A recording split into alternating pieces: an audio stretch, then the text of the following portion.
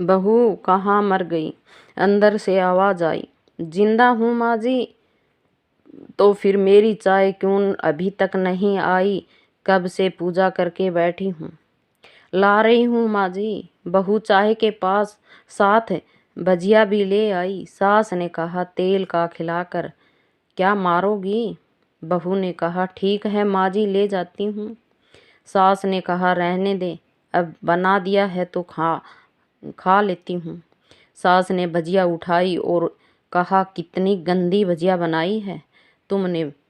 बहू माँ जी मुझे कपड़े धोने हैं, मैं जाती हूँ। बहू दरवाजे के पास छिपकर खड़ी हो गई। सास भजिया पर टूट पड़ी और पूरी भुजिया खत्म कर दी। बहू मुस्कुराई और काम पर लग गई। दोपहर के खाने का वक्त हुआ। सास ने फिर आवाज लगाई, कुछ खाने को भी मिलेगा? बहू ने आवाज दी। बहू ने आवाज नहीं दी। सास फिर चिल्लाई, भूखी मारोगी क्या? बहू आई, सामने खिचड़ी रख दी। सास गुस्से से ये क्या है, मुझे इसे नहीं खाना, इसे ले जाओ। बहू ने कहा आपको डॉक्टर ने दिन में खिचड़ी खाने को कहा है, खाना तो पड़ेगा ही। सास मुँह बनाते हुए हाँ तू मेरी माँ बन जा। बहू फिर मुस्कुराई और चली गई। सास आज इनके घर पूजा थी। बहू सुबह 4 बजे से उठ गई थी। पहले स्नान किया, फिर फूल लाई, माला लाई, बनाई, रसोई साफ की, पकवान और भोज बनाया। सुबह के 10 बज गए। अब सास भी उठ चुकी थी। बहू अब पंडित जी के साथ भगवान के वस्त्र तैयार कर रही थी। आज ऑफिस की छुट्टी भी थी। ये इनके पति भी घर पर थे। पूजा शुरू हुई। सास चिल्लाते बहू ये नहीं वो नहीं। बहू दौड़ी दौड़ी आती और सब करती। वह दोपहर के 3 बज गए थे। आरती की तैयारी चल रही थी। पंडित जी ने सबको आरती के लिए बुलाया और सबके हाथों में थाली दी। जिसे कि बहू ने थाली पकड़ी, थाली हाथों से गिर पड़ी। शायद भोज बनाते हुए बहू के हाथों में तेल लगा था, जिसे वो पूछना भूल गई थी। सारे लोग तरह तरह की बातें करने लगे। कैसी बहू, कुछ नहीं आता, एक काम भी ठीक से नहीं कर सकती, ना जाने कैसी बहू उठा लाए, एक आरती की थाली भी संभाल नहीं सकी।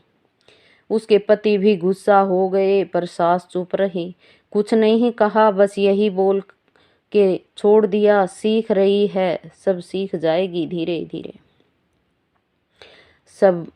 अब सबको खाना परोसा जाने लगा। बहू दौड़ दौड़ के खाना देती, फिर पानी लाती। करीब 70-80 लोग हो गए थे। इधर 2 नौकर और बहू अकेली। फिर भी वहाँ सारा काम बहुत ही अच्छे तरीके से करती। अब उसकी सास और कुछ आस पड़ोस के लोग खाने पर बैठे। बहू ने खाना परोसना शुरू किया। सबको खाना दे दिया गया। जिसे ही पहला निवाला सास ने खाया। तुमने नमक ठीक नहीं डाला क्या? एक काम ठीक से नहीं करती, पता नहीं मेरे बाद कैसे ये घर संभालोगी। आस पड़ोस वालों को तो जानते ही हो ना साहब, वो बस बहाना ढूंढते हैं नुक्स निकालने का। फिर वो सब शुरू हो गए, ऐसा खाना है, ऐसी बहू है, ये वो उरेगा। दिन का खाना हो चुका था। अब बहू बर्तन साफ करने नौकर के साथ लग गई थी। रात में जगराता का कार्यक्रम रखा गया था। बहू ने भी 1-2 गीत गाने के लिए स्टेज पर चढ़ी। सास जोर से चिल्लाई, मेरे नाक मत कटा देना, गाना नहीं आता हो तो मत गा, वापिस आ जा। बहू मुस्कुराई और गाने लगी। सब ने उसके गाने की तारीफ की, पर सास मुंह फुलाते हुए बोली, इससे अच्छा तो मैं गाती थी जवानी में, तुझे तो कुछ भी नहीं आता। बहू मुस्कुराई और चली गई। अब रात का खाना खिलाया जा रहा था। उसके पति कि ऑफिस के दोस्त साइड में ही ड्रिंक करने लगे। उसका पति चिल्लाता, थोड़ा बर्फ लाओ, तो सास चिल्लाती, यहाँ दाल नहीं है। फिर चिल्लाता, कोल्ड ड्रिंक नहीं है, पापड़ ले आओ। इधर उधर आखिरी में उसके पति की शराब गिर पड़ी। उसके एक दोस्त पर और वो बोतल टूट गई। पति गुस्से में दो झापड़ अपनी पत्नी को लगाते हुए कहता है, जाहिल कहीं की, देख कर नहीं कर सकती, तुझे इतना भी काम नहीं आता। सारे लोग देखने लगे। उसकी पत्नी रोते हुए कमरे की तरफ दौड़ी। फिर उसके दोस्तों ने कहा, क्या यार, पूरा मूड खराब कर दिया। यहाँ नहीं बुलाया होता, हम कहीं और पार्टी कर लेते। कैसी अनपढ़ गवार बीवी ला रखी है तूने। उसे तो मेहमानों की इज्जत और काम करना तक नहीं आता। तुमने तो हमारी बेइज्जती कर दी। अब आस पड़ोस की औरतों को और बहाना मिल गया था। वो कहने लगी, देखो क्या कर दिया तुम्हारी बहू ने, कोई काम भी की नहीं है। मैं तो कहती हूँ अपने बेटे की दूसरी शादी कर लो, छुटकारा पाओ इस गंवार से।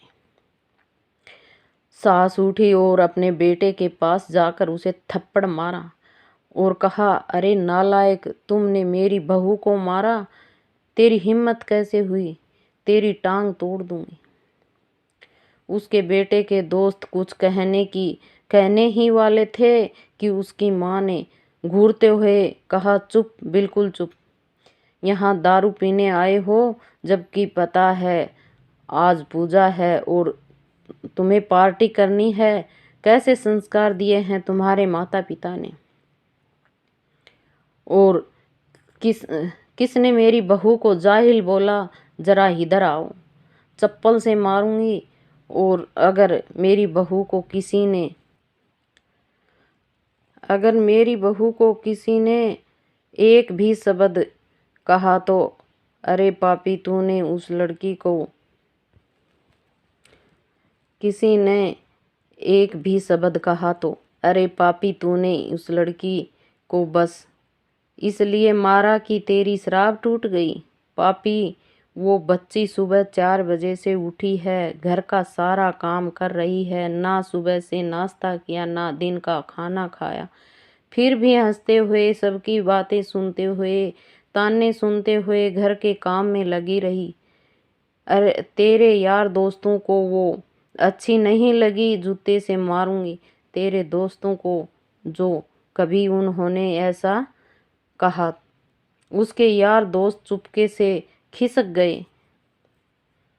अब सास बहू के कमरे में गई और बहू का हाथ पकड़कर बाहर लाई। सबके सामने कहने लगी, किसने कहा था अपनी बहू को घर से निकाल के दूसरी बहू ले आना, जरा सामने आओ। कोई सामने नहीं आया। फिर सास ने कहा, तुम जानते भी क्या हो इस लड़की के बारे में, ये मेरी माँ भी है और मेरी बेटी भी।